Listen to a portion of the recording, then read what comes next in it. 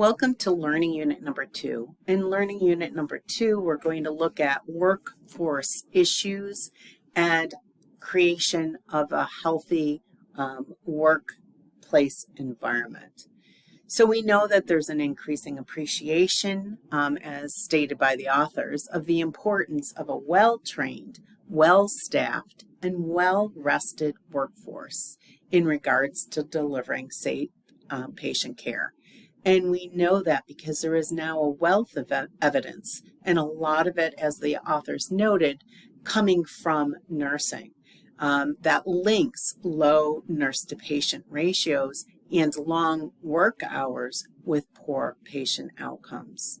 So let's look at some specifics for this learning unit. We're starting with the definition of a healthy work environment, HWE, and then we're looking to really expand our thinking about a healthy work environment to include standards and principles. So standards for creating and sustaining healthy work environments are coming from the American Association of Critical Care Nurses.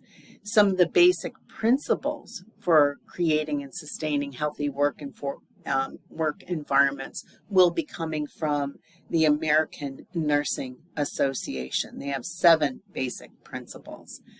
So you can look at the learning outcomes, and please do, even if you just pause here. And then there's going to be specific learning and readings for this week with completion of a discussion board too. While I'm on this, as far as what you're actually completing, please remember to be going through those practicum modules. Again, they're self-paced. My goal was to have everybody, at least by the end of week 2, having completed practicum module 1. But if you've completed 1, please go on to 2 and keep going with the practicum modules. So that said, let's come back. You're watching this video. First thing that you're doing is reading chapter 16 of your textbook that you're accessing online, and the information is here. Chapter 16 is on workforce issues. And it is a relatively short chapter, and there is some information that talks about house staff duty hours and other information specific to medical practice of physicians, the July effect. You can skim over that or skip that if you so choose. But a lot of the information, such as second victims, is important. So there is some updated information, obviously. This book is getting outdated. They are working on a new edition, but it didn't come out as anticipated. So a couple updates are the new Oregon law that went into or was signed into action in 2023. So now Oregon has joined California and Massachusetts as far as nurse staffing laws or regulations. And if you click on here, it's a quick link, new Oregon law. If you look through here, it's a story that was published.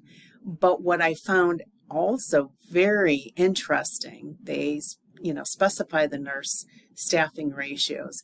But what I found interesting is it also ends the buddy break system, in which nurses end up with double the patient load when another nurse takes a break, and how impactful that is. So remember, a lot of this information is being provided as a foundation, but also as ideas as you look to developing your patient safety initiative. So the next site is the AACN Healthy Work Environments. Within this folder, you're going to click on here, and there's going to be a couple of different links. Like this is to the AACN's web link for healthy work environments. Excellent information. This pretty much goes over the same information found within the website, but it's nice, it's short, and it's clear, and it's precise. And if you do a little better on looking at articles versus websites, that might be a really good option for you. And two other things as far as nurse staffing. And here's another kind of application which will help you in your discussion board, an application of utilizing the AACN standards for a healthy work environment. So that is how you're going to want to progress through the information.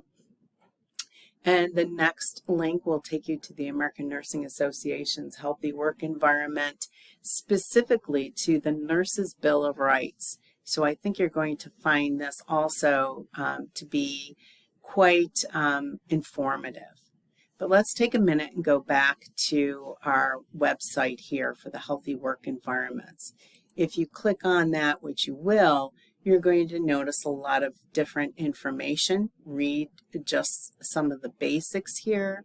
What I really want you to focus on are these 6 standards. And of course, when you look at the 6 standards, you can click on, and so if I was going to click on appropriate staffing,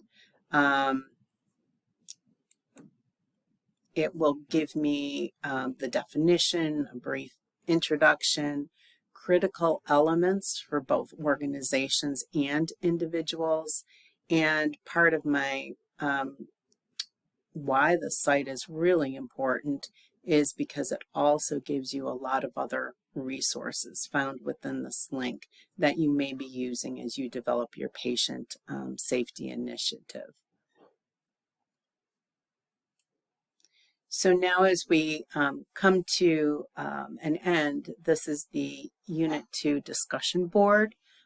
You can access that by just clicking on there or going to the upper tab, and you can read this section. But what we're doing for this week is based upon our learning materials, and if you can integrate any information as far as adverse events, etc., from learning unit number 1, that also is helpful. But based on the information specifically in this learning unit, please answer this question. As a nurse manager leader, which one or more of the AACN standards and the basic principles, or one of the basic principles from the American Nursing Association's Nurses' Bill of Rights, not the Patient Bill of Rights, but Nurses' Bill of Rights, would you focus on to enhance a healthy work environment, and why? Thank you and have a great week.